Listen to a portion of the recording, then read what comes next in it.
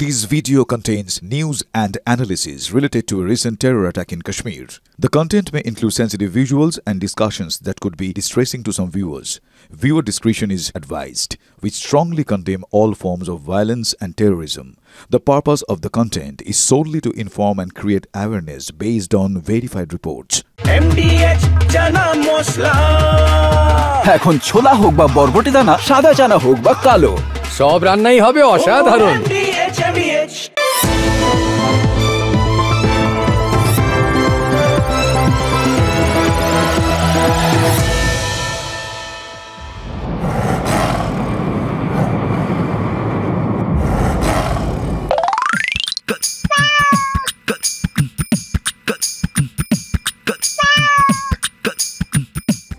আচ্ছা, পাকিস্তানিরা কি এই রূপকথার গল্প খুব বেশি পড়েন?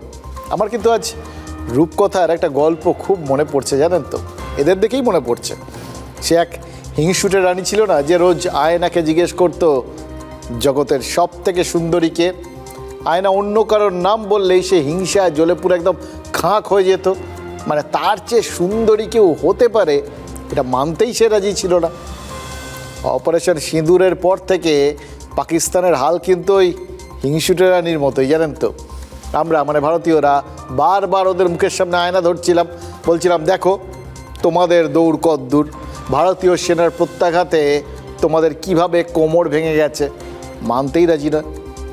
একদিকে যে জঙ্গিদের ভারতের বিরুদ্ধে ব্যবহার করতে পাকিস্তান জলের মতো টাকা খরচ করেছে, সেই জঙ্গিদের নটা ঘাঁটি যেরকম জাস্ট ধূলিসাৎ হয়ে গেছে ভারতের আক্রমণে, তেমনি তো ভারতীয় সেনার সুনির্দিষ্ট সুপরিকল্পিত স্ট্রাইকে পাকিস্তানের 11টা সেনা ঘাঁটির চরম ক্ষতি হয়েছে, মানে ডবল ক্ষতি। এবার এর ফলে তো এটা পরিষ্কার হয়ে গেছে যে সামরিক শক্তিতে আমরা অনেক এগিয়ে, এটা নিয়ে আর জাস্ট কোনো আর তর্ক বিতর্কের জায়গাই নেই। এই সত্যিটাই তো আমরা ওদের দেখাচ্ছিলাম, আয়নাটা ধরছিলাম তো সেই জন্যেই। আর রূপকথার সেই হিংসুটে রানীর মতোই শাহবাজ শরীফ কী করছিল? জ্বলে পুড়ে খাক হয়ে যাচ্ছিল। এটাই হওয়ার কথা। দেখুন, পাকিস্তানের প্রধানমন্ত্রী তার দেশের মানুষকে তো এতদিন ধরে উল্টোটাই বোঝাচ্ছিলেন। গলায় জোর ছিল না, কিন্তু তবু বলছিলেন তার নাকি বীর বিক্রমে ভারতের বিরুদ্ধে লড়াই করেছেন, ভারতের যাবতীয় প্রত্যাঘাত নাকি তারা দারুণ সামলেছেন এবং পাল্টা হামলায় ভারতের নাকি প্রচুর ক্ষতি করেছে। ওই যে সেই যখন একজন বিদেশি সাংবাদিক জিজ্ঞেস করেছিলেন তাদের প্রতিরক্ষা মন্ত্রীকে, এই যে বলছেন ভারতের এত প্লেন টেন নামিয়েছেন, তার প্রমাণ দিন কিছু। সেই বলেছিলেন কেন, সোশ্যাল মিডিয়া আছে, সোশ্যাল মিডিয়ায় সবাই বলছে। এই তো ওদের অবস্থা। পাকিস্তানের ড্রোন আর মিসাইলের আঘাতে ওরা আবার বলে বেড়াচ্ছে যে পশ্চিম আর উত্তর সীমান্তে ভারতের বিভিন্ন বায়ুসেনা ঘাঁটির নাকি প্রবল ক্ষতি হয়েছে। ভাবা যায়? আসলে এগুলো তো আমরা কিছু মনে করছি না, জানেন তো? মিথ্যে বলছে জানি, তবু আমরা মানে এটা তো পরিষ্কার দেখিয়ে দিয়েছেন প্রধানমন্ত্রী নিজে গিয়ে, যে যেখানটায় বলেছিল যে ওই সমস্ত রানওয়ে টানওয়েগুলো ধ্বংস হয়ে গেছে, সেখানে নরেন্দ্র মোদীর ফ্লাইট নেমেওছে, সেখানে S-400 সিস্টেমকে ভেঙে দিয়েছিল, রাফায়েল চুরমার হয়ে গেছিল, সব পেছনে একদম অক্ষত অবস্থায় দাঁড়িয়েছিল। সুতরাং এগুলো যে পাকিস্তানের মানুষকে চাঙ্গা করতে বলতে হয়েছিল শাহবাজ শরীফকে, এটা তো আমরা বুঝে গেছি। এবার দেখুন, একটা মিথ্যে কথাকে সত্যি বলে চালাতে হলে প্রবলেম কি জানেন তো? একটা মিথ্যে ডাকতে ক্রমাগত আরেকটা মিথ্যে চালিয়ে যেতে হয়। এটা আবার সেই পুরনো জার্মান শিক্ষা, জানেন তো? হিটলারের প্রচারমন্ত্রী গোয়েবেলসের থিওরি। উনি বিশ্বাস করতেন না যে একটা মিথ্যেকে 1000বার বললে সেটা সত্যি হয়ে যায়। সেই অনুপ্রেরণা থেকেই কিনা জানি না, এই শাহবাজ শরীফ যে পাকিস্তানের মানুষকে ভুল বোঝানোর একদম ধারাবাহিক চেষ্টা চালিয়ে যাচ্ছে, সেটাতে তো কোনো খামতি নেই। বিশেষ করে আজ আসিম মুনিরকে প্রমোশন দেওয়ার পর এ ব্যাপারে আর কোনো সংশয়ই থাকছে না, জানেন তো? পাকিস্তানের সেনাপ্রধান ছিলেন আসিম মুনির, এবার তাকে কি করা হলো? ফিল্ড মার্শাল, মানে মেজর জেনারেলের ওপরের পোস্ট, পাক সেনার সর্বোচ্চ পদ। তো যাই হোক, এটা কিন্তু মানতে হবে, জানেন তো? আমি দেখছিলাম আর ভাবছিলাম এই পাকিস্তানের সেনাবাহিনীরা কিন্তু একদম পুরো দস্তুর পেশাদার, একদম কর্পোরেট আদব কায়দা সিস্টেম একদম অক্ষরে অক্ষরে মেনে চলে। ভাবছেন তো কেন বলছি এ কথা? এমনি বলছি না, খেয়াল করে দেখুন বছরের এই সময়টা কিসের সময়?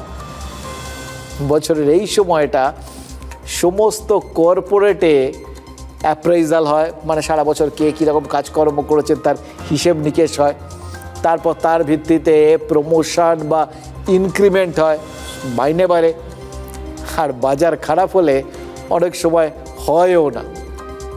কিন্তু এই বাজারে, যে বাজারটা পাকিস্তানের জন্য তো ভালো বলা যাচ্ছে না, কিন্তু সেই বাজারেও ঠিক সময়ে আসিম মুনির প্রমোশন পেয়ে গেলেন। এদের কর্পোরেট সেটা বলবো না তো আর কি বলবো বলুন তো।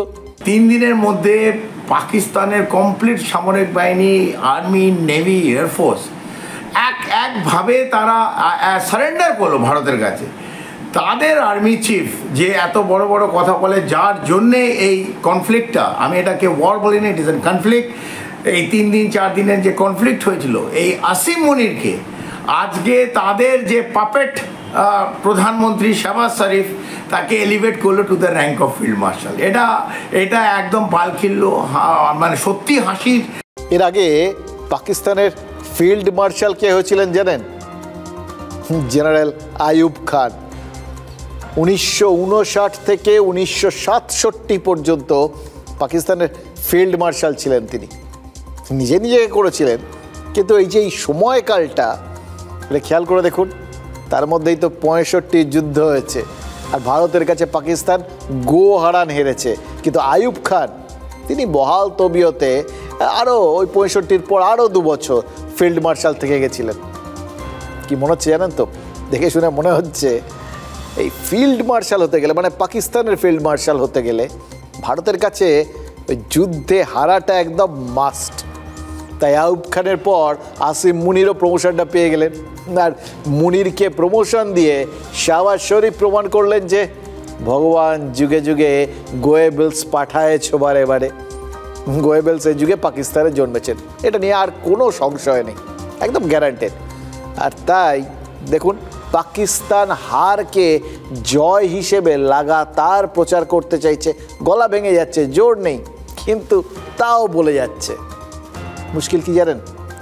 ধর্মের কল যখন নড়ে তখন কারোর হাতে তো কিছু করার থাকে না। জন্মসূত্রে এক পাকিস্তানি পাকিস্তানের প্রধানমন্ত্রীর সামনে আলটিমেটলি ওই আয়নাটা ধরেছেন। আমাদের ধরায় বিশ্বাস করেননি, এবার নিজের স্বদেশী একজনকেও যদি আয়নাটা ধরেন তাহলে নিশ্চয়ই বুঝবেন পরিস্থিতিটা। কি বুঝিয়ে দিয়েছেন জানেন? শরীফ নিজেদের যতই বাঘ বলে মনে করুন, ভারতের সামনে ওই যে দেখালাম তারা আসলে ভিজে বেড়াল। पाकिस्तान ने जो मिसाइल हमले किए हैं उससे तो हिंदुस्तान को कुछ भी नहीं हुआ। लेकिन हिंदुस्तान ने जो मिसाइल स्ट्राइक्स की हैं पाकिस्तान के अंदर, 2-3 किस्म के उन्होंने मिसाइल्स यूज किए आपको, और वो सारे जो हैं जिन जिन बिल्डिंग्स पे उनको जाके लगना था, स्कैल्प एक्यूरेटली जाके उन्होंने हिट किया और हम कुछ भी नहीं रोक सके। उसके बाद उन्होंने ब्राह्मोस यूज किए और उन्होंने जहां जहां वो मारना चाहते थे खासा प्रिसाइजली उन्होंने हिट किया। इस किस्म की एक्यूरेट स्ट्राइक्स उन्होंने की है हमारे एयर स्ट्रिप्स पे। अगर 48 घंटे तक और वो ये स्ट्राइक्स हर 6-8 घंटे के बाद करते रहते तो बहुत कम हमारे पास ऐसे रनवेज रह जाते। और फिर ठीक है कि रनवेज को आप जल्दी रिपेयर भी कर लेते हैं, लेकिन हमारे लिए ठीक ठाक क्राइसिस खड़ा हो जाना था। पब्लिक को बेवकूफ बनाने के लिए, फुद्दू बनाने के लिए और किस्म की कहानियां होती हैं। अंदर आपको हकीकत पता होती है कि आप बार बार अमेरिका को भी यूज नहीं कर सकेंगे और ना ही आप बार बार न्यूक्लियर कार्ड जो है वो प्ले कर सकेंगे। इसका मतलब यह है कि बहुत देर तक हिंदुस्तान के अंदर कोई हमारे रिलेटेड जो है गंद नहीं होगा, कोई बड़ी चीज नहीं होगी। वो बहुत जरूरी हकीकतों को समझ के जिंदा रहें, इसी में आप सबका फायदा है। মুহিত পীরজাদা পেশায় সাংবাদিক এবং আন্তর্জাতিক সম্পর্ক বিশেষজ্ঞ, থাকেন আমেরিকায়। ওই আমেরিকায় বসেই শরীফের সামনে আয়নাটা ধরেছেন এই পাকিস্তানি বংশোদ্ভূত সাংবাদিক। আয়নার সামনে দাঁড়িয়ে মানুষ কি কি করতে পারে বলুন তো? আজ থেকে প্রায় 100 বছর আগে 1920 সালে আমেরিকার জার্নাল অফ সাইকোলজিতে এটা নিয়ে কিন্তু বিস্তারিত আলোচনা হয়েছিল। আর সেই আলোচনায় প্রথম যে পয়েন্টটা লেখা হয়েছিল সেটা কি জানেন? বলা হয়েছিল কি, আয়নার সামনে দাঁড়িয়ে মানুষের প্রথম যে কাজটা করা উচিত সেটা হলো আত্মসমীক্ষা, নিজেকে নিজে বিচার করে দেখা, নিজেকে কাটাছেঁড়া করা।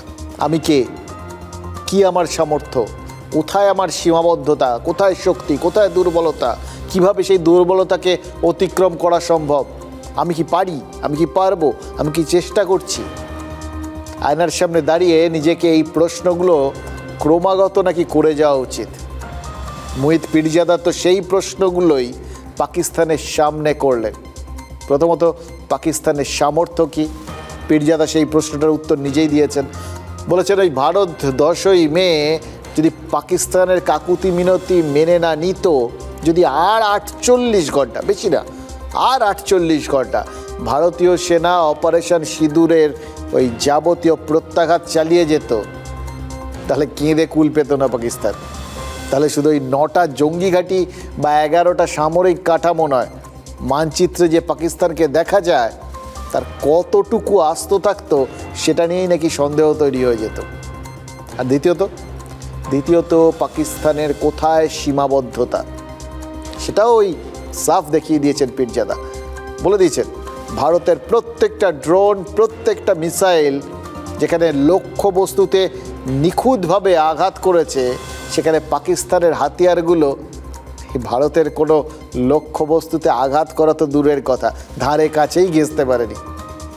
এবং তৃতীয়ত, এই কথাটা অত্যন্ত গুরুত্বপূর্ণ, পীরজাদা বলেছেন যে এই সীমাবদ্ধতা পাকিস্তানের পক্ষে অতিক্রম করা সম্ভব নাকি সম্ভব নয়। পরিষ্কার করে দিয়েছেন সম্ভব নয়। পীরজাদার মতে বারবার আমেরিকা মধ্যস্থতা করতে এগিয়ে আসবে না, অথবা আমেরিকা মধ্যস্থতার চেষ্টা করলেও তাতে কাজের কাজ হবে না। আর এই যে বারবার কথায় কথায় পাকিস্তান বলে না পরমাণু হামলা, তাতে আর কোনো কাজ হবে না, ওগুলো সব ফাঁকা হুমকি হয়ে গেছে। ভারত তো বলে দিয়েছে, ভারতও বলেছে, নরেন্দ্র মোদী বলেছে, আপনারা শুনেছেন যে এরপর আর এই পারমাণবিক ব্ল্যাকমেলিং চলবে না। এবং পীরজাদাও তো তাই বলছে, তাদের আশঙ্কা এটা। কি করবে ভারত সে তো নরেন্দ্র মোদী বলতে পারেন, বা ভারত পরবর্তী ক্ষেত্রে যদি প্রয়োজন পড়ে তাহলে দেখিয়ে দেবে। কিন্তু পাকিস্তানিদের আশঙ্কা কি সেটা পীরজাদার কথাতেই পরিষ্কার। ভারত যদি এরপর মারে তাহলে আরও বীভৎস মারবে। এই একই কথা ভারতীয় সেনাবাহিনীও কিন্তু বলছে। কাল পাঞ্জাব, আজ রাজস্থান, পরপর দুদিন দুটো জায়গায় আমাদের দেশের পশ্চিম সীমান্ত থেকে সেনা জওয়ানরা বার্তা পাঠিয়েছেন। বার্তাটা আমাদের জন্য, ভারতীয়দের জন্য আমাদের আশ্বস্ত করার বার্তা, আর পাকিস্তানিদের জন্য আতঙ্কিত হওয়ার বার্তা। সে বার্তাগুলো আলাদা আলাদা জায়গার থেকে এসছে, কিন্তু মোদ্দা কথা এক, অপারেশন সিঁদুরে পাকিস্তানের উচিত শিক্ষা হয়েছে। এরপর যদি ভারত প্রত্যাঘাত করতে বাধ্য হয় তাহলে এমন প্রত্যাঘাত করবে যে পাকিস্তানের কয়েক প্রজন্ম সেটা মনে রাখবে, ভুলতে পারবে না। ये शुरुआत पहलगाम आतंकवादी हमले से हुई। गुस्सा नहीं, लावा था दिमाग में, बस एक ही बात, अब की बार सबक ऐसा सिखाएंगे कि इनकी पीढ़ियां याद रखेंगी। ये बदले की भावना नहीं, ये न्याय था। 9 मई रात को तकरीबन 9 बजे जिस भी दुश्मन की पोस्ट ने युद्ध विराम का उल्लंघन किया, उन सभी पोस्टों को भारतीय सेना ने मिट्टी में मिला दिया। दुश्मन अपनी पोस्ट छोड़ भागता नजर आया। ऑप सिंदूर केवल एक कार्रवाई नहीं, पाकिस्तान के लिए वो सबक था जो उसने दशकों से नहीं सीखा। প্রশ্ন হচ্ছে পাকিস্তানের লেজ কি এর পরেও সোজা হবে? পশ্চিম পাড়ের প্রতিবেশীর কি আদৌ কোনো শিক্ষা হবে? দেখুন, আজ এই মুহূর্তে দাঁড়িয়ে যদি বলি এই প্রশ্নগুলোর উত্তর খোঁজাটা দরকার, তাহলে হ্যাঁ খুব সন্দেহ আছে এর কোনো ঠিকঠাক উত্তর দেওয়া যাবে কিনা, জানেন তো। কারণ ওদের শিক্ষা হওয়া নিয়ে সিরিয়াসলি সন্দেহের অবকাশ তো আছেই। 1965 যুদ্ধে ভারতীয় সেনা এক রাতের মধ্যে লাহোর দখল করে নিয়েছিল। পাকিস্তান তারপরেও 1971 পায়ে পা লাগিয়ে ঝগড়া করেছিল। বাংলাদেশের মুক্তিযুদ্ধে সামরিক সাহায্য করার জন্য 71 ভারতকে 9 মাস অপেক্ষা করতে হয়েছিল। পশ্চিম সীমান্তে পাকিস্তান হামলার চেষ্টা করার পরই পূর্ব সীমান্তে তার বাহিনীকে হাত খুলে খেলতে বলবেন না মারতে বলবেন, যাই হোক এটাই তো বলেছিলেন তৎকালীন সেনাপ্রধান শ্যাম মানেকশা। আর তার ফল কী হয়েছিল? 16ই ডিসেম্বর 1971 ঢাকার ওই রমনা ময়দানে আত্মসমর্পণ করতে বাধ্য হয়েছিল পাক ফৌজ। তারপরেও কারগিলে পাক উস্কানি হয়েছে। 2002 থেকে 2025 এই পেহেলগাঁও হামলা পর্যন্ত এই 23 বছরে বারবার একের পর এক সন্ত্রাসবাদী হামলায় পাকিস্তান মদদ দিয়েছে। তাই বলছি না, এরা শিক্ষা তো পাবে না, এদের শিক্ষা হবে না, জানেন তো। এবারও হয়তো বেদম মার খেয়েছে, কিন্তু পাকিস্তান হয়তো শুধরবে না। কেন এই কথা বলছি? ওই দুটো উদাহরণ মাথায় রাখুন, দেখবেন বুঝে যাবেন। এক, এভাবে ভারতের হাতে এত মার খাওয়ার পরেও বা এই যে হ্যাঁ একটা যুদ্ধ মতো হলো, তাতে তো পাকিস্তান দাঁড়িয়ে হেরেছে, এটা নিয়ে তো কোনো সংশয় নেই। তারপরেও পাকিস্তানের সেনা প্রধান আসিম মুনিরের পদোন্নতির খবরটা দিলাম আপনাদের। ভাবুন তো, মৌলবাদে দীক্ষিত একটা লোক, যার সুস্থ চিন্তা করার ক্ষমতা নেই, যার জীবনের ধ্যান জ্ঞান শুধু হিন্দু আর হিন্দুস্তানের সর্বনাশ, তাকে যখন রেখে দেওয়া হলো তখন আন্দাজ করাই যায় পাকিস্তান এর পরেও ভারতকে আঘাত করার চেষ্টা করবে এবং ভারতকে প্রত্যাঘাত করতে বাধ্য করবে। এবার দ্বিতীয় কারণটা বলি, সেটাও শুনলে আপনারা বুঝবেন, হ্যাঁ ঠিক এরমই তো হয়। পেহেলগাঁও হামলার পর আরও কোনো সন্ত্রাসবাদী হামলার ষড়যন্ত্র পাকিস্তানের মাটির থেকে যে হবে না, বা পহেলগামের ওই হামলাটাই যে শেষ ছিল, এরম তো নয়। আরও কোনো হামলার যে ষড়যন্ত্র হচ্ছিল না, সেটা তো গ্যারান্টি দিয়ে বলা যাচ্ছে না, সেই ইঙ্গিত তো পাওয়া যাচ্ছে। এবং এই যে একটা আরও কিছু ঘটানোর পরিকল্পনা না, সে কাজে জ্যোতি রানী মালহোত্রার মতো দেশ বিরোধী ভ্লগারকে পাকিস্তান ব্যবহার করেছিল। এই সন্দেহটা কিন্তু ক্রমশ দৃঢ় হচ্ছে, জানেন তো। কারণ হরিয়ানা পুলিশের হাতে গ্রেপ্তার হওয়ার পর জেরায় যদি অনেক কিছু বলেছেন, মানে এমনিতে খুব সহযোগিতা যে করছেন এমনটা নয়, কিন্তু তাকে নিয়ে গোয়েন্দাদের হাতে যে একের পর এক তথ্য আসছে, সেটা থেকে তো ওই সন্দেহগুলো দৃঢ় হচ্ছে। 7ই মে অপারেশন সিঁদুরের প্রথম স্ট্রাইকে ভারত পাকিস্তানের মুরিদকেতে লস্করে তৈবার সদর দপ্তর ঘাঁটি উড়িয়ে দিয়েছিল, সে ছবি আমরা দেখেছি। সেই লস্কর ক্যাম্পেই নাকি 14 দিনের ক্র্যাশ কোর্স করেছিলেন জ্যোতি। ভাবা যায়, জঙ্গি শিবিরে ভারতীয় ব্লগার গিয়ে কিসের ট্রেনিং নিয়েছিলেন? ব্লগিংয়ের। গোয়েন্দা তথ্য কী বলছে জানেন? কিভাবে চর বৃত্তি করতে হয়, কিভাবে ভারতের মাটিতে পাকিস্তানের হয়ে গোপন খবর সংগ্রহ করতে হবে, কোনো হাই সিকিউরিটি জোনের ছবি কিভাবে তুলতে হবে, কিভাবে কোনো সেনা মুভমেন্টের তথ্য পাকিস্তানে পাচার করতে হবে, এই সমস্ত বিষয়ে জ্যোতি মালহোত্রাকে হাতে কলমে শিক্ষা দিয়েছিলেন লস্করের ওই বাহিনীর যে কমান্ডাররা তারা। এখানেও শেষ না, যেহেতু জ্যোতিকে একটা বিশেষ দায়িত্ব দেওয়া হয়েছিল, যার জন্য তাকে এই ক্র্যাশ কোর্স করানো হয়েছিল, ট্রেনিং দেওয়া হয়েছিল, আর তারপর সব কিছু বুঝিয়ে টুঝিয়ে ভারতে পাঠিয়েছিল পাকিস্তান। তাই কয়েকটা প্রশ্নের উত্তর পাওয়াটা খুব জরুরি হয়ে যাচ্ছে, জানেন তো। গোয়েন্দারা জানতে চান, জ্যোতিকে যে স্পেশাল দায়িত্ব দেওয়া হয়েছিল, যে বিশেষ কাজের দায়িত্ব দিয়ে এখানে ফেরত পাঠানো হয়েছিল, সেই দায়িত্বটা কি? কিসের দায় নিয়ে দায়িত্ব নিয়ে কাশ্মীর থেকে বাংলা চষে বেরিয়েছেন তিনি? কেন একদিকে কলকাতার বিভিন্ন স্ট্র্যাটেজিক লোকেশন, অন্যদিকে ব্যারাকপুরের সেনাঘাটির আশেপাশে গেছিলেন জ্যোতি? কেন শিলিগুড়ি করিডোর থেকে সড়ক পথে জয়গাঁ ভারত ভুটান সীমান্তে গেছিলেন এই ব্লগার? এগুলো সব জানতে চাইছেন গোয়েন্দারা। এগুলো কেন জানতে চাইছেন জানেন? কারণ তাদের মনে হচ্ছে এগুলোর মধ্যেই লুকিয়ে রয়েছে কোন সেই দায়িত্ব যেটা পাকিস্তানের তরফে জ্যোতির ওপর দেওয়া হয়েছিল। সেটা জানা যাবে এই প্রশ্নগুলোর উত্তর পেলে। এই সমস্ত প্রশ্নের উত্তর পেয়ে গেলে বিভীষণ নয়, ঘরের শত্রু বোঝাতে এরপর হয়তো জ্যোতি নামটাকেই ব্যবহার করতে হবে। জ্যোতি একা নন, আরও 11 ইতিমধ্যেই পাকিস্তানের হয়ে চরবৃত্তি বা পাকিস্তানে গোপন তথ্য পাচারের অভিযোগে আরও 11 জনকে চিহ্নিত করে ফেলেছেন গোয়েন্দারা। তার মধ্যে ইউটিউবার হিসেবে পরিচিত গজলা যেরকম রয়েছেন, তেমনই আছেন ছাপোষা সিকিউরিটি গার্ড থেকে সাধারণ কলেজ পড়ুয়া। এদের প্রত্যেককে নাকি বেছে নিয়েছিল আইএসআই। তারপর এদের সামনে মোটা টাকার টোপ যেমন দেওয়া হয়েছিল, তেমনই পাকিস্তানে বিনা পয়সায় ওই বিদেশ ভ্রমণে যে ফাঁদ সেটা পেতেছিল পাকিস্তান।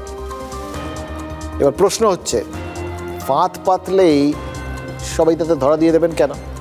শুধুই কি টাকার লোভ, বিদেশ ঘোরার স্বপ্ন, নাকি এছাড়াও হানি ট্র্যাপের হাত চানিও ছিল? এমনভাবে জড়িয়ে যাচ্ছিল যে বেরিয়ে আসার আর কোনো উপায় ছিল না। এই সম্ভাবনাটাকে কিন্তু উড়িয়ে দেওয়া যাচ্ছে না, জানেন তো। তদন্তকারীরা জানতে পেরেছেন দিল্লির পাকিস্তান দূতাবাসের দানিশ নামে যে কর্মী আছে একজন, এই দানিশ নামটা বারবার বলছি, মনে রাখবেন, একে ভারত থেকে 24 ঘন্টার নোটিশে বার করে দেওয়া হয়েছিল। এই দানিশই হচ্ছে কিংপিন। একে সামনে রেখেই এই সমস্ত জ্যোতি গজলাদের রিক্রুট করেছিল পাকিস্তান আইএসআই। পাকিস্তানের হয়ে চটবৃত্তিতে রাজি করিয়েছিল সেই দানিশ। এই সমস্ত ইউটিউবারদের কি বলেছিল, কি প্রতিশ্রুতি দিয়েছিল জানেন? বিয়ে করে পাকিস্তানে নিয়ে যাওয়ার টোপ দিয়েছিল। এটাই হচ্ছে হানি ট্র্যাপ। এই হানি ট্র্যাপ কিন্তু দ্বিমুখী। এক্ষেত্রে দানিশ এই মহিলা ইউটিউবারদের টোপ দিয়েছে, আর এরকমই কোনো মহিলাদের ব্যবহার করে অন্য পুরুষদের যে টোপ দেওয়া হয়নি তারও তো কোনো গ্যারান্টি নেই। এইভাবেই নাকি অনেককে এই দানিশরা হানি ট্র্যাপে ফেলেছিল। যে 12 জনকে পাক গুপ্তচর হিসেবে এখন পর্যন্ত চিহ্নিত করা গেছে, তাদের মধ্যে জ্যোতি রানী একমাত্র হিন্দু। এটা যেরকম ঠিক, তেমন এটাও ঠিক, এই জ্যোতিবাদে বাকিরা সবাই কিন্তু মুসলিম নন। এদের মধ্যে খ্রিস্টান আছেন, শিখ ধর্মাবলম্বী আছেন, অন্যান্য ধর্মের মানুষজন আছেন। এতে কি বোঝা যাচ্ছে? বোঝা যাচ্ছে লস্করে তৈবার মতো ইসলামিক জঙ্গি সংগঠনগুলোর ভাবনা, চিন্তা, স্ট্র্যাটেজি, দর্শন সব বদলে গেছে। তাদের প্রভাব শুধুমাত্র ইসলামে সীমাবদ্ধ নেই, আর তাদের টার্গেট শুধুমাত্র ইসলামে বিশ্বাসীরা নন, অন্য ধর্মের মানুষের মধ্যেও এই সন্ত্রাসবাদী সংগঠন শীত কাটতে পারে। এটাই আশঙ্কার। আর এখানেই একটা মোক্ষম প্রশ্ন, জ্যোতি রানীর মতো ভ্লগার এ রাজ্যে এসে এখানে যে সমস্ত ইউটিউবারদের সাথে ঘুরলেন ফিরলেন, যাদের সাথে বন্ধুত্ব পাতালেন, তাদের সঙ্গে কি শুধুই পেশাগত সম্পর্কের তাগিদে যোগাযোগ রাখলেন, মানে পেশা অর্থাৎ ব্লগিং, নাকি ওটা তো দেখানো? আসল পেশা গুপ্তচর বৃত্তি। সেই স্বার্থেই কি ওই শ্যাডো ওয়ার বা ছায়াযুদ্ধের মতো একটা যুদ্ধ চালিয়ে যাওয়ার সেনানি সংগ্রহের কাজটা করছিলেন? এটা নেটওয়ার্কিংয়ের মতো, জানেন তো। এই বিভিন্ন সংস্থার নেটওয়ার্কিং হয় না, একজন দুজনকে রিক্রুট করবেন, সেই দুজন প্রত্যেকে আবার আরও দুজন করে রিক্রুট করবেন, তারা আবার প্রত্যেকে দুজন করে রিক্রুট করলেন, মানে আস্তে আস্তে নেটওয়ার্কটা কোথায় চলে যাবে ভাবতে পারছেন? সেই চেষ্টাই কি চলছিল? সেই নেটওয়ার্কিংয়ের চেষ্টাই কি পাকিস্তান চালাচ্ছে? তা যদি হয়ে থাকে, কত দূর পর্যন্ত এই শেকড়টা ছড়িয়ে গেছে একটু ভেবে দেখার দরকার আছে। তো এখন পর্যন্ত পাক গুপ্তচর সন্দেহে যাদের ধরা হয়েছে তাদের মধ্যে এই রাজ্যের কেউ নেই, কিন্তু ভবিষ্যতে কি হবে গ্যারান্টি দেওয়া যায়? পশ্চিম সীমান্ত থেকে যে ষড়যন্ত্রের জাল পাকিস্তান বুনতে শুরু করেছে, সেই ষড়যন্ত্রের জাল তো পূর্ব সীমান্তে বাংলাদেশ থেকেও ভারতে ছড়ানো হচ্ছে। নিয়মিত ওখান থেকে লোকজন আসছে, ব্রেন ওয়াশ করছেন, মানে মগজ ধোলাই। এ দেখছি আমরা লস্কর বা জৈশ যা করছে, সেই একই কাজ তো জামাতের মৌলবাদীরাও করছে। একই রকমভাবে মাথা মুড়িয়ে মগজ ধোলাই করে এ রাজ্যের বাসিন্দাদের ভারত বিদ্বেষী করে তোলার যে চেষ্টা, সেটা তো বাংলাদেশ থেকে জারি আছে। খেয়াল করে দেখুন, দুটো সীমান্ত দুটো আলাদা সীমান্ত, কিন্তু দর্শন এক। সেই দর্শনটা যেরকম কাশ্মীরের জন্য ক্ষতিকর, তেমন এই কলকাতার জন্যেও বিপজ্জনক, একই রকম বিপজ্জনক। ফলে সন্ত্রাসবাদের আশঙ্কা থাকলে সেটাকে আলাদা চোখে দেখা যাবে না, বরং পেহেলগাঁও হামলার পর বাংলার রাজনীতি এবং পরিস্থিতি কোন দিকে যাচ্ছে সেটাও একইভাবে বোঝার চেষ্টা করতে হবে। এবং সেই কথাগুলো বলতেই হবে, যে কথাগুলো আপনারা জানেন আজ এই মুহূর্তে না বললেই নয়।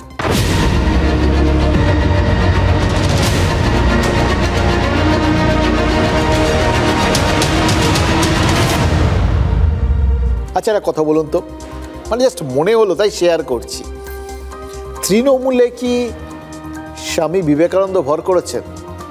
মানে অনুপ্রেরণা কি একটু কম পড়িয়াছিল যে স্বামীজিকে মনে পড়িয়াছে? না, মানে এমনিতেই বিবেকানন্দের প্রতি তৃণমূলের আস্থার কোনো অভাব কিন্তু আগেও ছিল না, সেটা ফি বছর ওই 12ই জানুয়ারি আমরা টের পাই। এতদিন শুধু পথটা বোধহয় একটু আলাদা ছিল।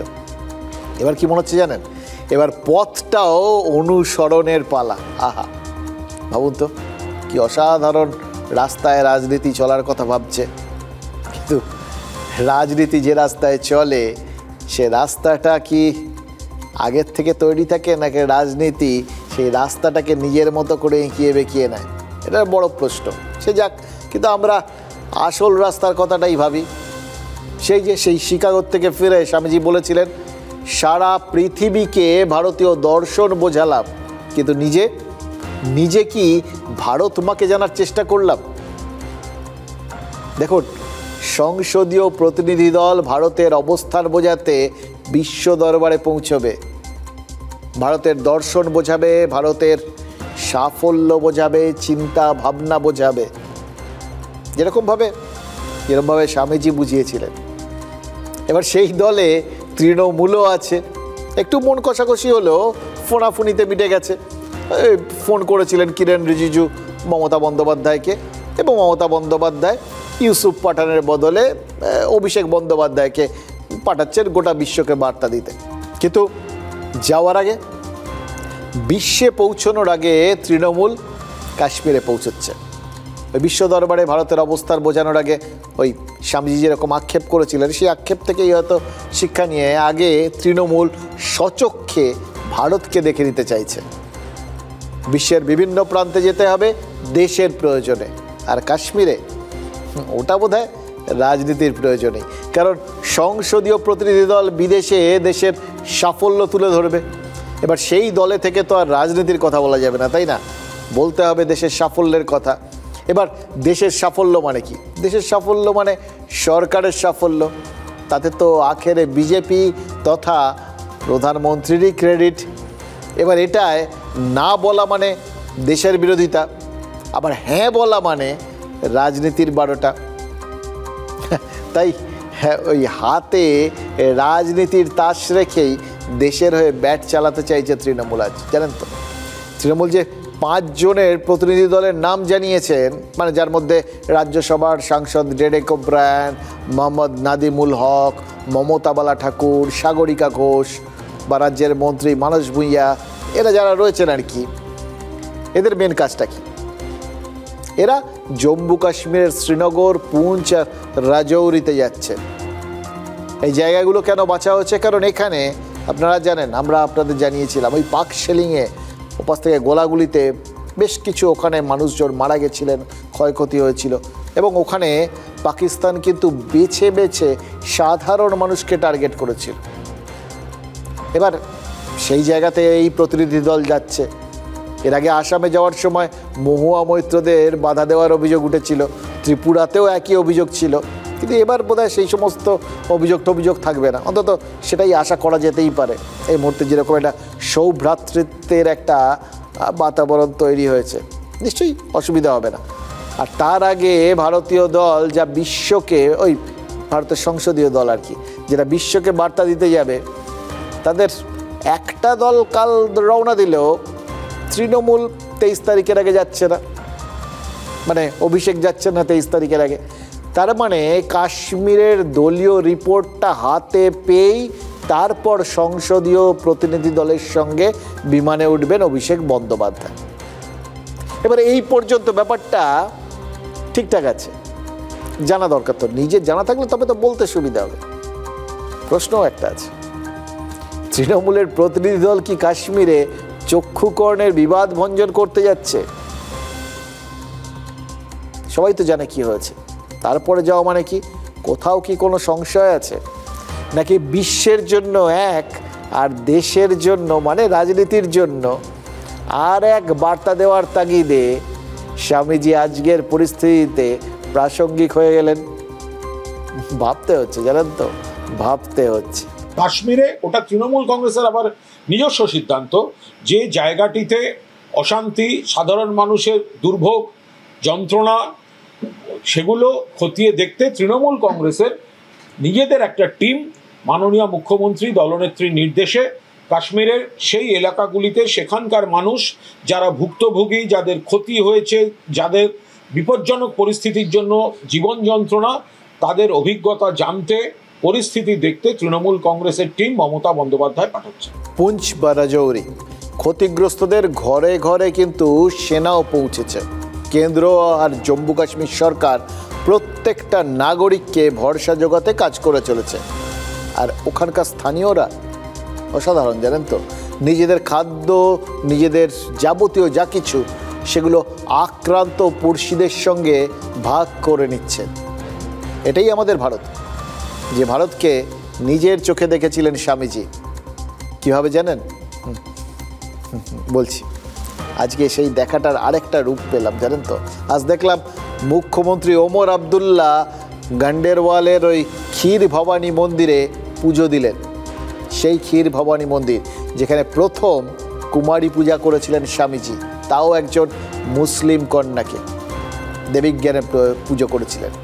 শিকাগো থেকে ফিরে ভারত ভ্রমণে বেরিয়েছিলেন তখন স্বামীজি, সঙ্গে ছিলেন সিস্টার নিবেদিতা। দীর্ঘ পথ অতিক্রম করে কাশ্মীর পৌঁছেছিলেন। সালটা 1898। একদিন ক্লান্ত শরীরে উপত্যকার একটা ফাঁকা মাঠে বিশ্রাম করছিলেন তিনি। হঠাৎ তার চোখ গেল একটা বছর 5 বাচ্চা মেয়ের দিকে। মেয়েটির মা বাটি ভর্তি কিছু খাবার তার সন্তানকে খেতে দিয়েছিল। মেয়েটা খেতেও যাচ্ছিল, কিন্তু খেতে গিয়ে সে হঠাৎ খাবারটা মুখে পুরল না। তার চোখ পড়েছিল ওই মাঠে খেলতে থাকা আরেকটা বাচ্চার দিকে। সে খাবারটা নিয়ে গিয়ে সেই অভুক্ত বাচ্চাটাকে ডেকে খেতে দিল। আর এটা দেখেই স্বামীজি বলে উঠেছিলেন, এটাই আমার ভারত, এটাই আমার ভারত মা।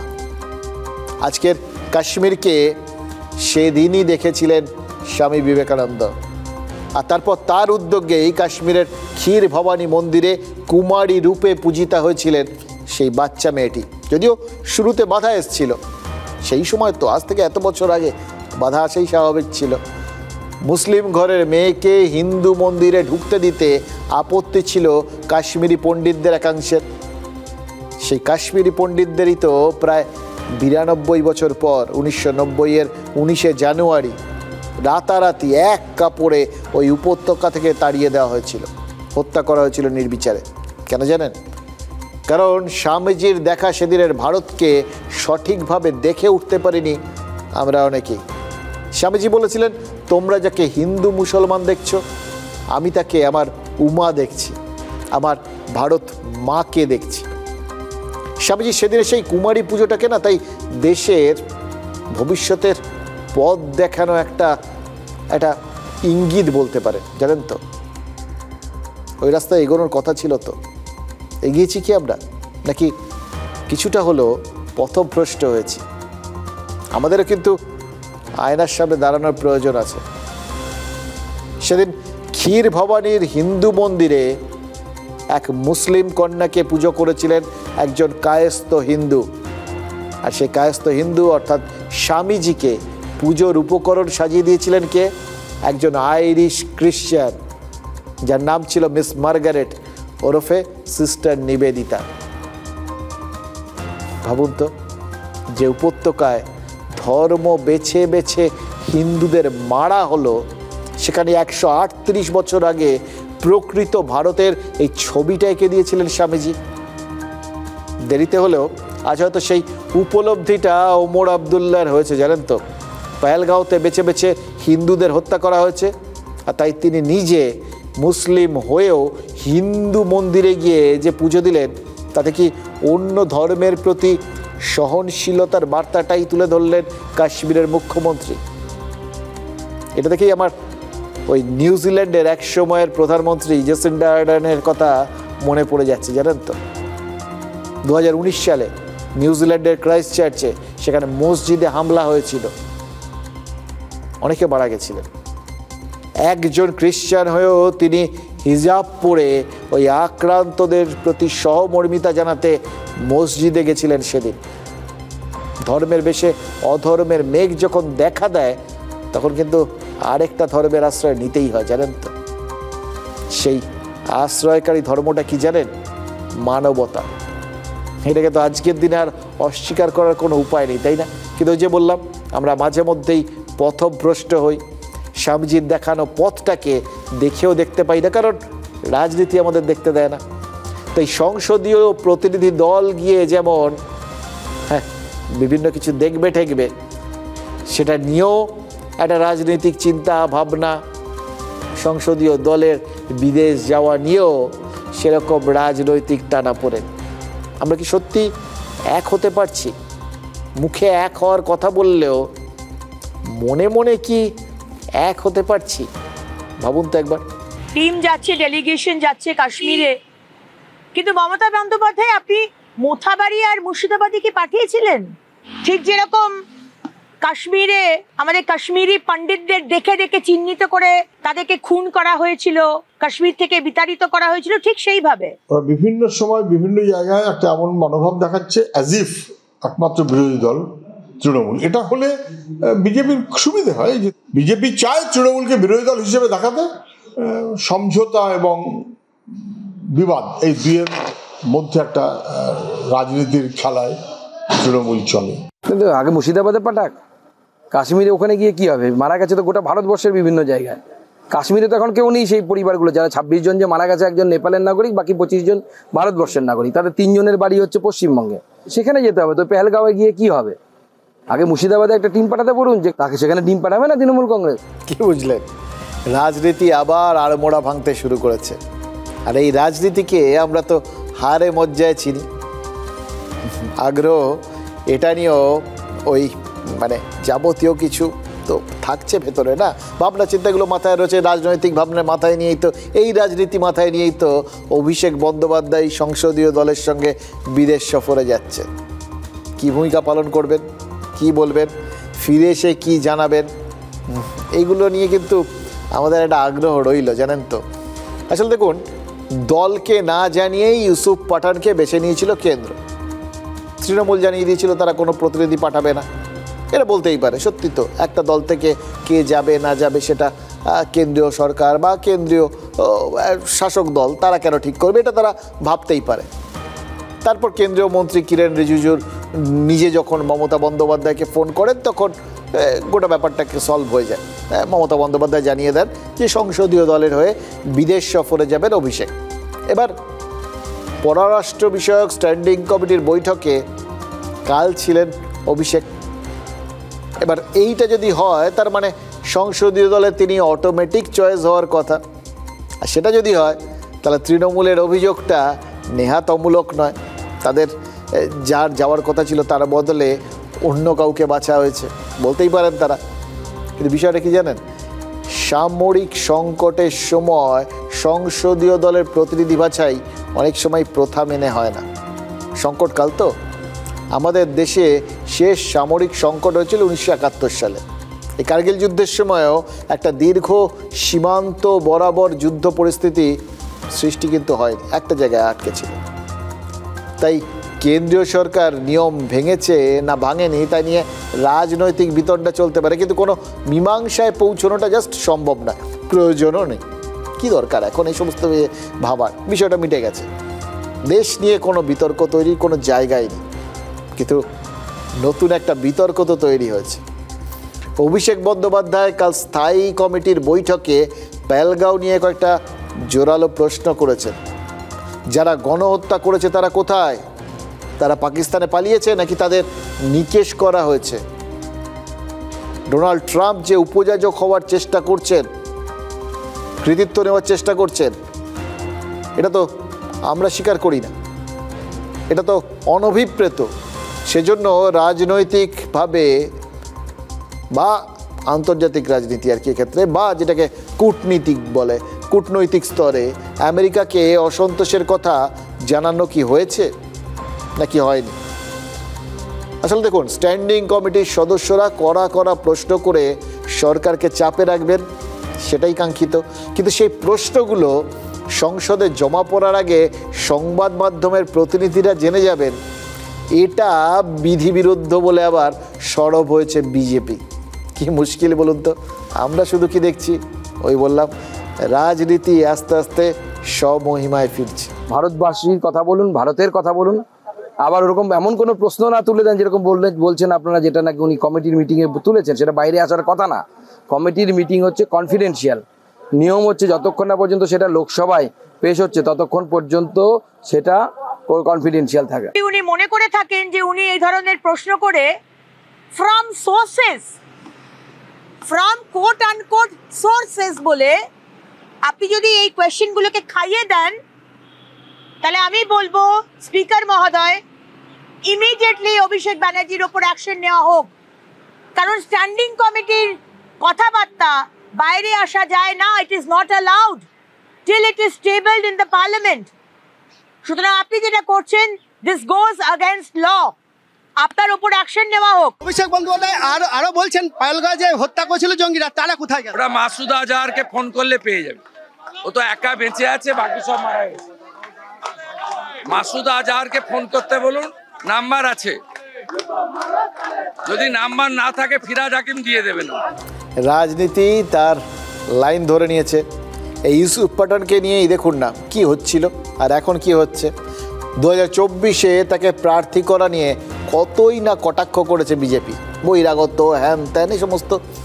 এই সেদিনও কোথায় মুর্শিদাবাদে এত কিছু হচ্ছে, কোথায় ইউসুফ পাঠান। আর এখন যেই বিজেপি বেঁচেছে আর তৃণমূল বাদ দিয়েছে, অমনি পদ্ম শিবিরের নয়নের মণি হয়ে উঠেছেন ইউসুফ পাঠান। আসলে ব্যাপারটা কি জানেন তো, এই রাজনীতিতে না স্থায়ী পছন্দ অপছন্দ কিচ্ছু হয় না, ক্রমাগত চেঞ্জ করতে থাকে। ইউসুফ অবশ্য একদিক থেকে খুব খারাপ বাছাই ছিলেন না। আমি দেখছিলাম আর ভাবছিলাম, ধর্মে মুসলিম, জাতিতে পাঠান, রাজ্যের পরিচয়ে গুজরাতি, যে গুজরাতের জাতি হিংসা নিয়ে বিশ্বজুড়ে প্রচার করে পাকিস্তান। এবার ইউসুফের ভাই ইরফান পাঠান তার তীব্র জাতীয়তাবোধের জন্য পাকিস্তানিদের চক্ষুশূল। ইউসুফের বাবা আবার মসজিদের ইমাম, দুই ভাই বড় হয়েছে এই মসজিদ চত্বরে প্লাস্টিক বলে ক্রিকেট খেলে। আর পাকিস্তানে যে জঙ্গি ঘাঁটিগুলো ভারত ধ্বংস করেছে, সেগুলোকেও তো ধর্মস্থান বলে সহানুভূতি আদায়ের চেষ্টা করছে পাকিস্তান। সেক্ষেত্রে ইউসুফ গিয়ে বলতে পারতেন যে সত্যিকারের ধর্মস্থানটা কি, ওগুলো জঙ্গিস্তান। তাই ইউসুফকে বাদ দেওয়া এবার মুখ্যমন্ত্রী মমতা বন্দ্যোপাধ্যায়কে আক্রমণ করেছেন কেন্দ্রীয় মন্ত্রী গিরিরাজ সিং।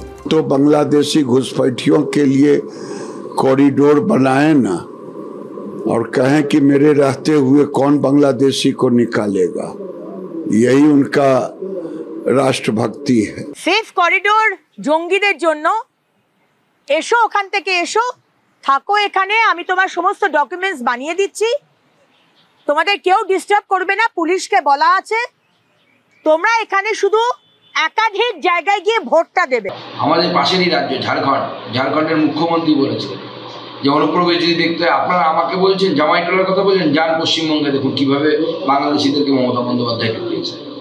হেমন্ত সোরেন বলেছে, আমরা বলিনি তো, শুধু গিরিরাজ সিং বলছে, এরকম তো নয়। এই ধরনের কথা গিরিরাজ সিং বলেন কোন সাহসে? আয়নায় মুখ দেখুন গিরিরাজ সিং। বাংলাদেশের সীমান্ত কার পাহারা দেওয়ার কথা? বিজেপির পাহারা দেওয়ার কথা, কেন্দ্রীয় সরকারের পাহারা দেওয়ার কথা, বিএসএফ এর পাহারা দেওয়ার কথা। বিএসএফ কে দেখেন? অমিত শাহ দফতর। যদি অনুপ্রবেশকারী আসে, কোথা থেকে ঢুকছে? একটা কথা আছে জানেন তো, স্টেলমেট, কথাটা দাবা খেলা থেকে এসছে, যার মানে হচ্ছে এমন একটা পরিস্থিতি যেখানে কারোরই জেতার কোনো সম্ভাবনা নেই। এক পক্ষ যে চাল দেবে, অন্য পক্ষ পাল্টা চালে সেটা আটকে দেবে, আবার একটা চাল দেবে, আবার সেই একই জায়গায় ফিরে আসবে। ওই একই জায়গার মধ্যে এপাশ ওপাশ চলবে, কিন্তু কোনো লাভ নেই। এই অনুপ্রবেশ বিতর্কটা আমাদের রাজ্য রাজনীতিতে ওই রকম স্টেলমেট হয়ে গেছে, জানেন তো। বিজেপি যে অভিযোগই করুক না কেন, তৃণমূল দেখিয়ে দেবে সীমান্তে বিএসএফ রয়েছে, আর এর জবাবে বিজেপি আবার কি বলবে সেটা আমরা জানি। ওই তারা কিভাবে এসে পরিচয়পত্র বানিয়ে নিয়েছে। তাই এই সমস্ত প্রশ্ন আর আমরা করি না, জানেন তো। রাজনীতি তার চুকিতকিত খেলাটা চালিয়ে যাক। কিন্তু ভারত কি করছে সেদিকে যদি নজর দেন তাহলে বুঝবেন সব কিছুরই একটা বিকল্প রাস্তা থাকাটা খুব জরুরি। অর্থনীতিতেও একটা জায়গা তৈরি হচ্ছিল ভারতের ক্ষেত্রে, যেটাকে স্টেলমেট বলা চলে, সেটা কাটাতে কিন্তু উদ্যোগ নিয়ে ফেলেছে ভারত। বাংলাদেশের মোহাম্মদ ইউনূস গত কয়েক মাস ধরে বারবার শুনছিলেন না, নিজেকে ওই মহাসাগরের অধীশ্বর বলছিলেন, গার্ডিয়ান অফ দ্য ওশান। যদিও বাংলাদেশ একটা উপসাগরের তীরে, কোনো মহাসাগর নেই, আর যা আছে সেটা এবার থাকবে না, হাতছাড়া হতে চলেছে। এবং সত্যি কথা বলতে কি, চিকেন স্নেক নিয়ে ভারতকে যে লাগাতার টিকা টিপ্পণী সহ্য করতে হয়, একটা সংশয় আছে তো। 4-5 থেকে এরকম বিভিন্ন দেশ যখন তখন ঢুকে চাপফাপ দিতে পারে। এবার তারা প্রত্যেকে বুঝে গেছে ভারত জবাব দেবে, এবং এমনভাবে দেবে সবাই উল্টো চাপে পড়বে। কলকাতা বন্দর থেকে মায়ানমারের সিত্তে বন্দরে নৌ যোগাযোগ স্থাপনের ব্যবস্থা করা হচ্ছে। তারপর সেখান থেকে সড়ক পথে উত্তর পূর্বাঞ্চলে পণ্য পৌঁছে যাবে, অর্থাৎ আরেকটা বিকল্প রাস্তা, যেটা প্রয়োজনে এই চিকেন স্নেকটাকে এড়িয়েও যাওয়া যাবে, বা ওই আকাশ পথে না গিয়েও যাওয়া যাবে। এই পথেই কিন্তু শরৎচন্দ্রের শ্রীকান্ত বার্মা গেছিলেন। এবার সেই পথেই কলকাতার পণ্য মায়ানমার মানে বার্মা হয়ে উত্তর পূর্বাঞ্চলে পৌঁছবে। এমন দৃশ্য দেখার সৌভাগ্য খুব কম বাঙালির কপালেই জুটেছে।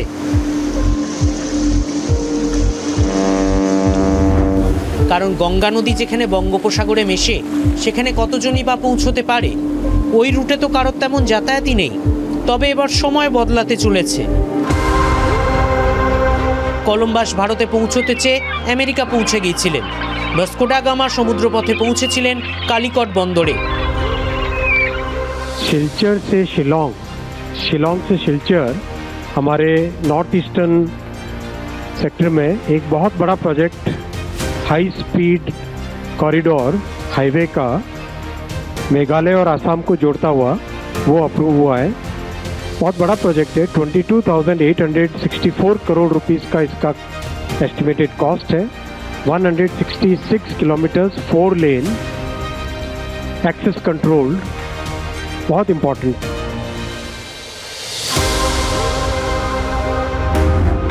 ভারত এবার মায়ানমার হয়ে পৌঁছবে উত্তর পূর্বাঞ্চলে। ভারতের মূল ভূভাগের সঙ্গে উত্তর পূর্বাঞ্চল যুক্ত ছোট্ট এক ফালি জমির মাধ্যমে। তাকে আমরা বলি শিলিগুড়ি করিডর। চীন, পাকিস্তান ও বাংলাদেশ বলে চিকেন স্নেক। শিলিগুড়ি করিডরকে নিশানা করতে বাংলাদেশের লালমনিরহাটে চীন ও পাকিস্তান যৌথ উদ্যোগে বিমান ঘাঁটিও তৈরি করছে।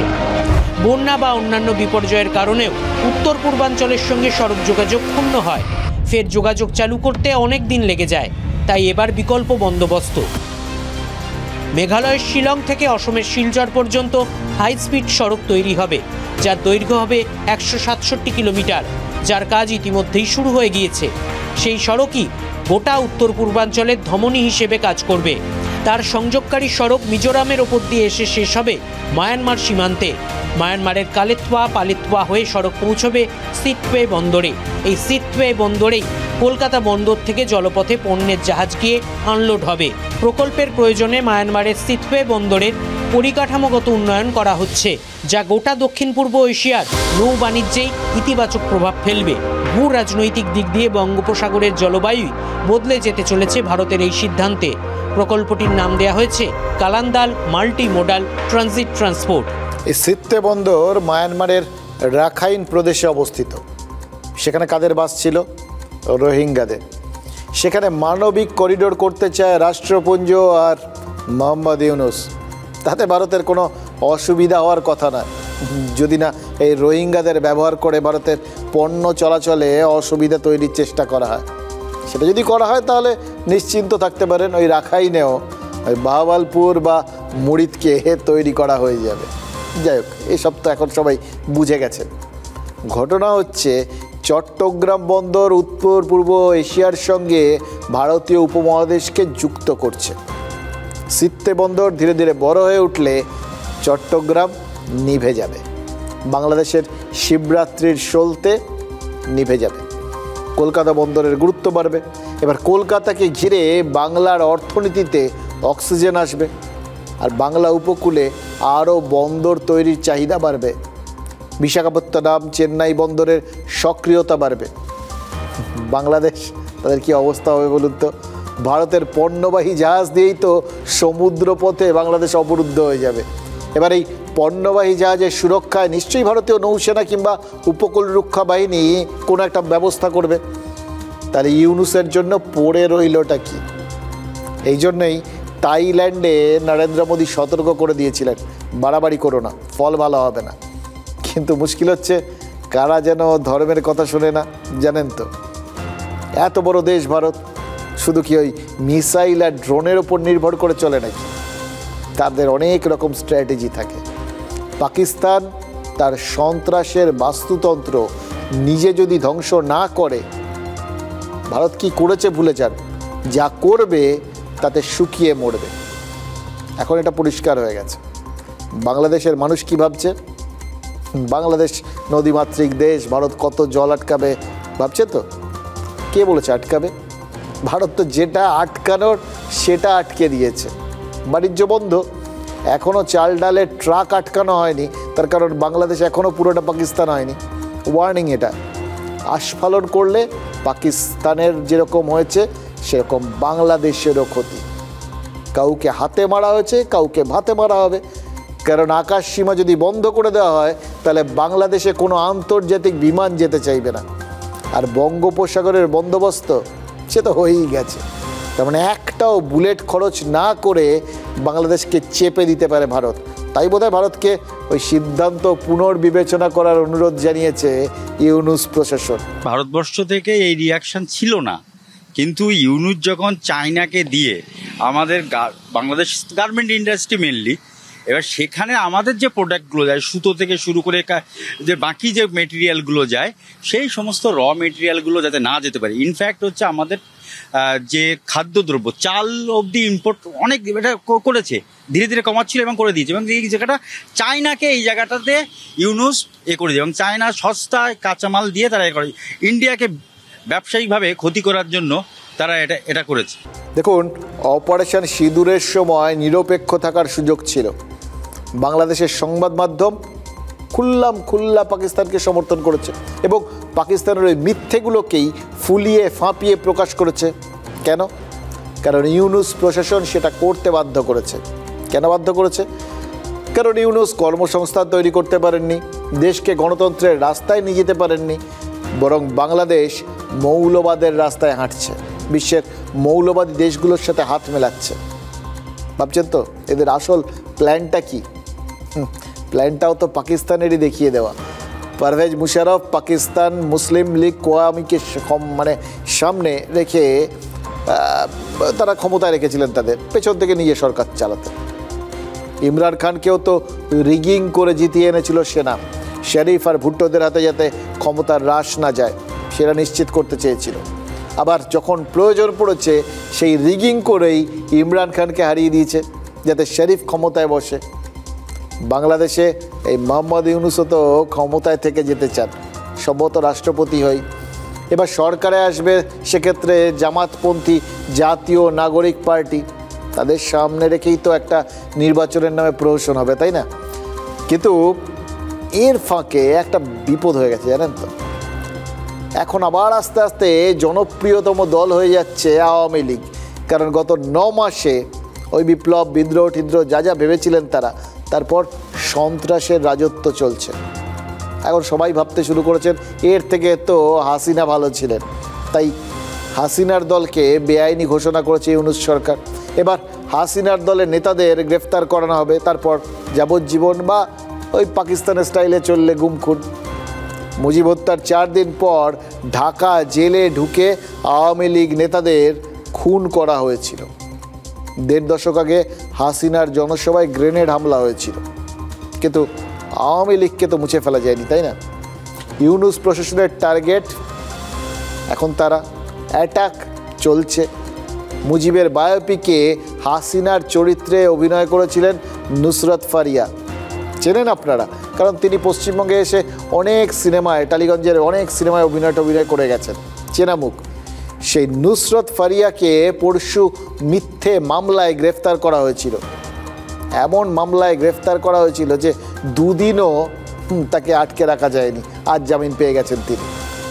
এবার এটা যদি হয় তাহলে বুঝতেই পারছেন কোনো যুক্তিগ্রাহ্য কারণ না, গায়ের ঝাল মেটানোর জন্যই এদের গ্রেফতার করা হয়েছিল। আপনার ব্যক্তিগত মত প্রকাশের স্বাধীনতা তো সবাই আছে। এটার ক্ষেত্রে আমি অনেকবার বলছি, কেউ যেন ভোগান্তির শিকার না হয়, এই জন্য আমরা অবশ্যই ব্যবস্থা নিব। আমরা বলছি শুধু দুষ্কৃতিকারী যেন আইনের আওতায় আসে এবং শাস্তি ভোগ করে, কোনো একটা নিরীহ লোক যেন কোনো অবস্থায় শাস্তি ভোগ যেন না করে, এই ব্যবস্থা আমরা অবশ্যই নিব। ইনভেস্টিগেশন শেষ হয়ে গেছে, ইনভেস্টিগেশন শেষ হওয়ার আগে তো বোন আমি বলতে পারবো না যে হ্যাঁ, এখন তার নামে যদি কেস থাকে আপনি কি করবেন? আপনি তো আবার যদি ছেড়ে দিলে আবার আপনি কিন্তু বোন বলবেন স্যার আপনি ছেড়ে দিচ্ছেন। আমাদের স্পষ্ট বক্তব্য হচ্ছে, আজকে আমাদের যে মামলায় তাকে অভিযুক্ত করা হয়েছে, তাকে কোর্টে আনা হয়েছে, সেই মামলার সাথে জুয়া বা এই অ্যাক্ট রিলেটেড সংশ্লিষ্টতা নেই। সেই বিষয়ে অভিযোগ যদি আসে তৎক্ষণাৎ আমরা তার সঠিক দিব। যে কেউ দেশের থেকে এবং দেশের বাইরে থেকে ঘটনা ঘটানো সম্ভব। আমরা এতগুলো মামলা, এত আসামি, আমরা সবাইকে কিন্তু গ্রেপ্তার করছি না।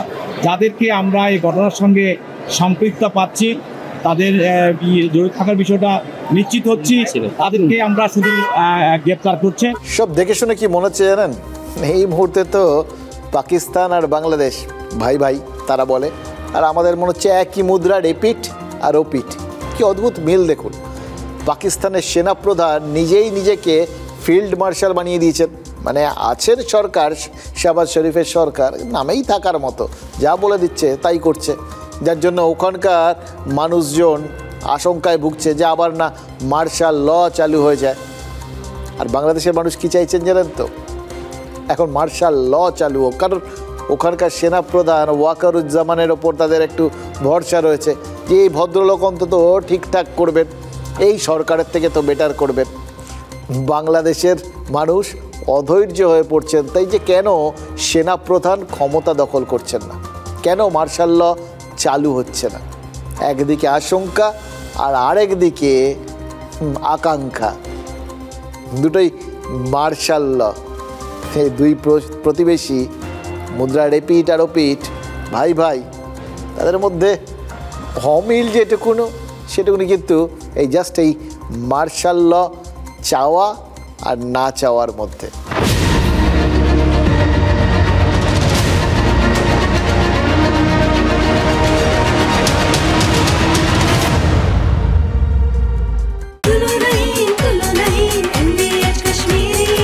আরে কম দে কিন্তু খাঁটি দে।